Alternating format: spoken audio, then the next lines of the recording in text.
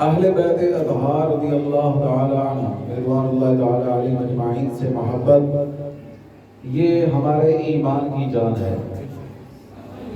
قرآن کریم میں اللہ تبارک و تعالیٰ کا ارشاد ہے قُلْ لَا أَسْأَلُكُمْ عَلَيْهِ أَجْرًا إِلَّا الْمَوَدَّةَ فِي الْقُرْبَى۔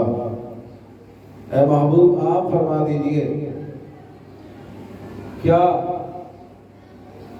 کہ یا رسول اللہ ہم آپ کے غلام ہیں، آپ نے ہمیں جہالت سے نکال کر ہدایت کا راستہ دکھایا، کفر سے نکال کر ایمان عطا فرمایا، دوزخ کے راستے سے بچا کر ہمیں جنت کا راستہ دکھایا اور ہمیں انسانیت کی راہ دکھائی۔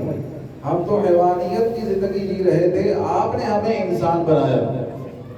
یا رسول اللہ آپ کے اتنے زیادہ احسانات ہیں، تو محبوب یہ آپ کے غلام آپ کو کچھ تحفہ دینا چاہتے ہیں، آپ ان سے فرما دیجیے لا اسألکم علیہ اجرا، میں ان تمام خدمات پر تم سے کسی اجر کا کوئی مطالبہ نہیں کرتا، مجھے کوئی چیز نہیں چاہیے الا المودۃ فی القربى، صرف یہ ہے کہ تم نے میرے قریبیوں سے پیار کرنا ہے، تم نے میرے پیاروں سے پیار کرنا ہے۔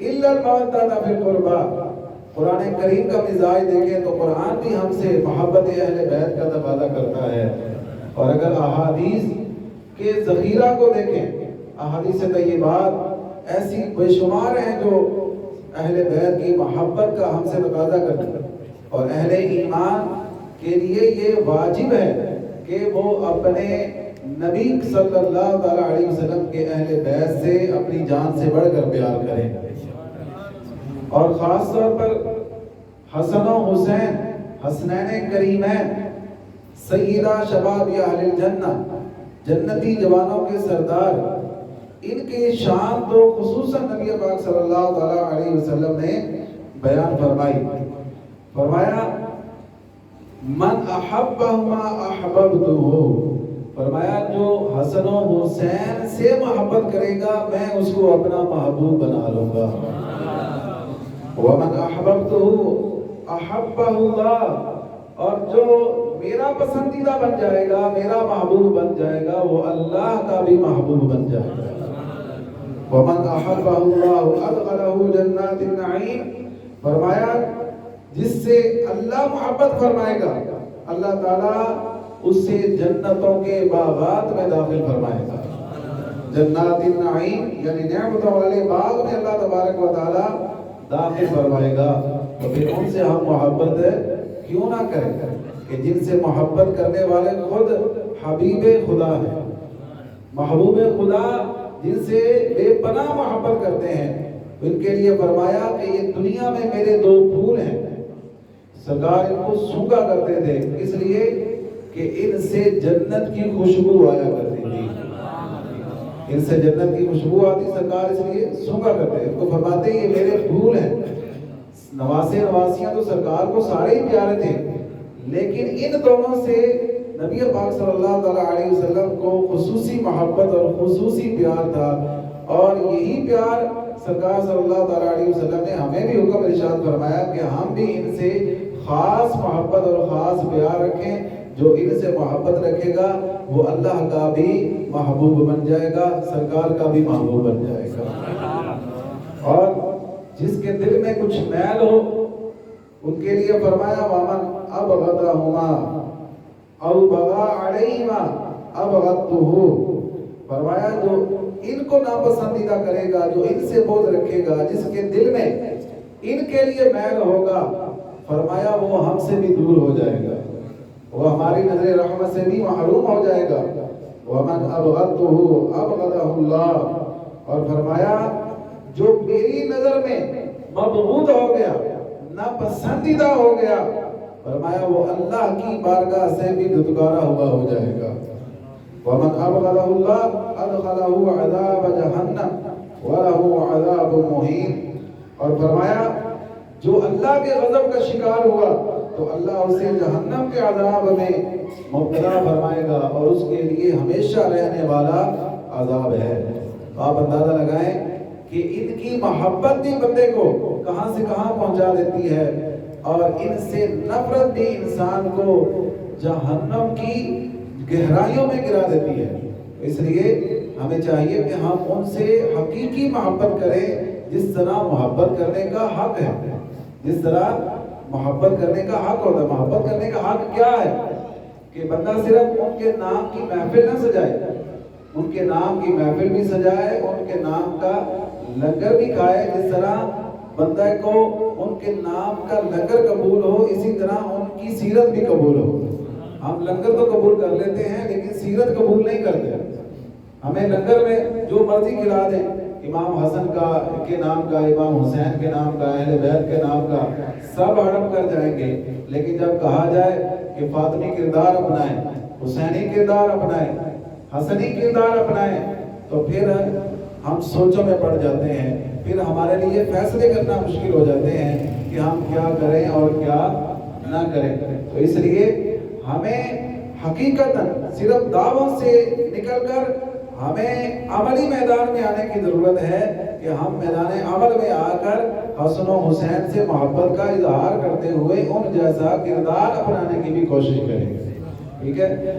تو اس لیے نبی پاک صلی اللہ علیہ وسلم کے ان فرامین کا مطلب صرف یہاں تک نہیں ہے کہ ہم بس ان سے محبت کے پیار کے نعرے لگائیں، ایک چھوٹا سا درس ہو گیا، محفل ہوگی تو محبت کا حق پورا ہو گیا، نہیں، اس طرح محبت کا حق پورا نہیں ہوتا۔ نبی پاک صلی اللہ علیہ وسلم کے اس فرمان سے قرآن کریم میں جو اللہ تبارک و تعالی کا ارشاد ہم نے سنا، اس سے یہ ہمیں واضح ہو جاتا ہے کہ جس طرح شاعر نے کہا، عظمت آل نبی بھول نہ جانا لوگو، عظمت آل نبی بھول نہ جانا لوگو، عظمت آل نبی بھول نہ جانا لوگو، تم کہیں غیر کی باتوں میں نہ آنا لوگو، تم کہیں غیر کی باتوں میں نہ آنا لوگو۔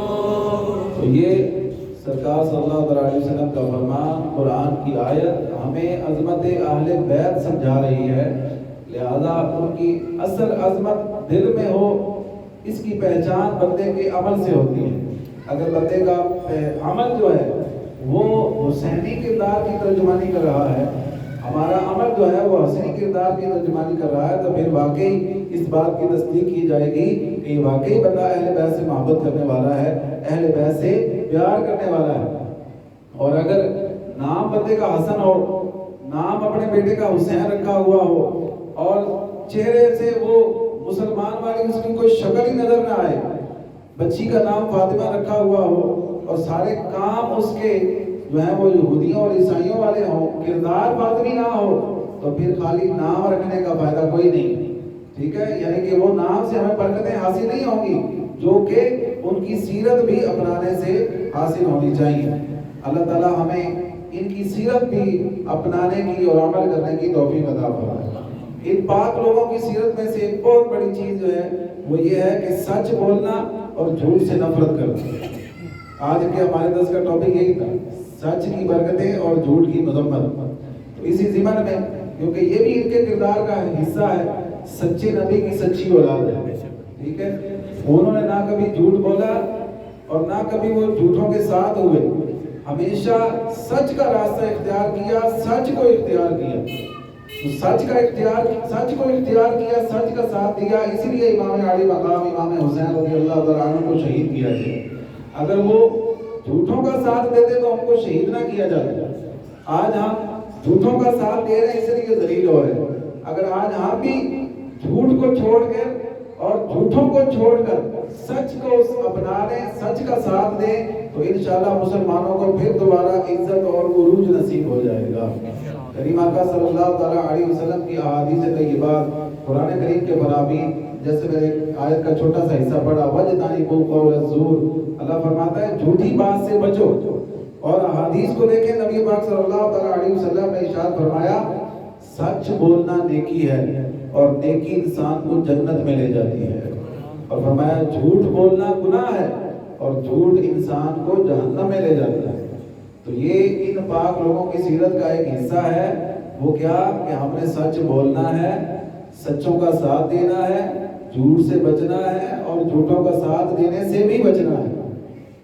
کریم آقا صلی اللہ علیہ وسلم کی بارگاہ میں ایک شخص حاضر ہوئے، کہنے لگے کہ میں شراب کا بھی عادی ہوں، بدکاری بھی کرتا ہوں، چوری بھی کرتا ہوں، جھوٹ بھی بولتا ہوں، اور آپ پر میں ایمان لانا چاہتا ہوں، آپ کے دامن کرم سے وابستہ ہونا چاہتا ہوں، لیکن آپ کے نزدیک یہ ساری چیزیں حرام ہیں، تو میں تو ان سب کو نہیں چھوڑ سکتا. چلیں آپ مجھے کسی ایک چیز کا فرما دیں، میں ایک چیز چھوڑ دوں گا، باقی میں نہیں چھوڑوں گا. سرکار نے فرمایا قبول ہے، تو آ جا ایک چیز چھوڑ دے.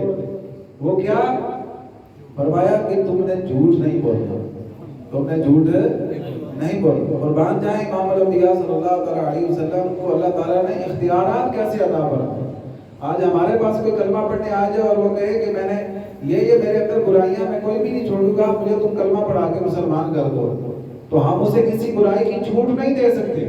ہم اسے مسلمان تو کریں گے لیکن اسے کسی برائی کی چھوٹ نہیں دے سکتے. لیکن یہ امام الانبیاء صلی اللہ علیہ وسلم کی شان ہے. حضور کے پاس جو جس طرح آیا حضور نے قبول فرما لیا، اور پھر ایسی نگاہیں عنایت فرمائی کہ اللہ تعالیٰ نے ان کو سارے عیبوں سے پاک فرما دیا. فرمایا ٹھیک ہے تم نے جھوٹ نہیں بولا. ہاں بھی بات لی، ٹھیک ہے سرکار میں جھوٹ نہیں بولوں گا. واپس چلا گیا. جب شراب پینے لگا تو ذہن میں خیال آیا کہ اگر بتاؤں گا کہ شراب پی ہے بات تو سچی ہوگی لیکن پھر سزا بھگتنی پڑے گی، اور اگر چھپاؤں گا تو جھوٹ ہو جائے گا. لیکن میں نے تو وعدہ کیا کہ میں جھوٹ نہیں بولوں گا. پھر جب بدکاری کی نوبت آئی تو پھر یہی خیال آیا کہ جھوٹ نہ ہو جائے، بتاؤں گا تو سزا ملے گی اور نہ بتایا تو جھوٹ ہو جائے گا. پھر جب اسی طرح چوری کی نوبت آئی تو پھر وہی خیال آیا. پھر نبی پاک صلی اللہ تعالیٰ علیہ وسلم کی بارگاہ میں حاضر ہو کے عرض کیا یا رسول اللہ آپ نے مجھے بڑی اچھی بات بتائی، کمال کی بات بتائی. آپ نے ایک ایسی بات بتائی کہ ایک کی برکت سے اللہ نے ساری برائیوں سے نجات عطا فرمائی. یہ کیا ہے؟ یہ سچ کی برکت ہے. اور اس میں جھوٹ کی مذمت بھی ہے کہ اگر جھوٹ بولتا تو وعدہ خلافی ہو جاتی، اور وعدہ خلافی کرنا یہ سخت کبیرہ حرام گناہ ہے، جہنم میں لے جانے والا گناہ ہے. لہذا سچ بولا، سچ کا ساتھ دیا، سچ کو اختیار کیا، سچوں کو اختیار کیا تو اللہ تعالیٰ نے برائیوں سے بھی پاک کر دیا، برائیوں سے پاک کر کے جنت کا حقدار بھی بنا دیا. اس لیے آج وہ کیسے عجیب لوگ ہیں کہ جو اس بات کو اپنی زبان پر لاتے ہوئے بالکل نہیں شرماتے، جو کہتے ہیں جی جھوٹ کا زمانہ ہے، جھوٹ بولنا پڑتا ہے، جھوٹ نہ بولے تو ہمارا کاروبار نہیں چلتا. کیا کریں، یہ مارکیٹ میں چلتا ہے ایسے، ہمیں چلانا پڑتا ہے، دنیا داری ہے. افسوس کی بات ہے کہ ہم نے جھوٹ پر تو بھروسہ کر لیا. میرا توکل جو ہے وہ جھوٹ پر تو ہو گیا لیکن رب کائنات پر نہ ہوا. اس سچے رب پر اگر ہم بھروسہ کرتے تو پھر ہمیں جھوٹ بولنے کی نوبت ہی نہ آتی. جھوٹ بولنے والے کا ایمان نہیں ہوتا، ایمان کمزور ہوتا ہے اس کا. قرآن کریم آپ پڑھ کے دیکھیں، فرمایا انما یفتری الکذب الذین لا یؤمنون بآیات اللہ. فرمایا جھوٹ بہتان وہی باندھتے ہیں جو اللہ کی آیتوں پر ایمان نہیں رکھتے. جو اللہ کی آیتوں پر، مطلب کیا ہے کہ جھوٹ بولنے والے بندے کا ایمان کمزور ہوتا ہے، اسی وجہ سے وہ جھوٹ کا سہارا لیتا ہے. اگر ایمان کامل ہو، اللہ پر کامل بھروسہ ہو تو پھر بندہ ہمیشہ سچ بولے، سچ کا راستہ اختیار کرے، چاہے بظاہر اس کو کتنا ہی نقصان کیوں نہ اٹھانا پڑے، لیکن آخرکار اللہ تبارک و تعالیٰ اس کو برکتوں سے مالا مال فرما دیتا ہے. اللہ تعالیٰ مجھے اور آپ کو عمل کی توفیق عطا فرمائے. وآخر دعوانا الحمدللہ رب العالمین.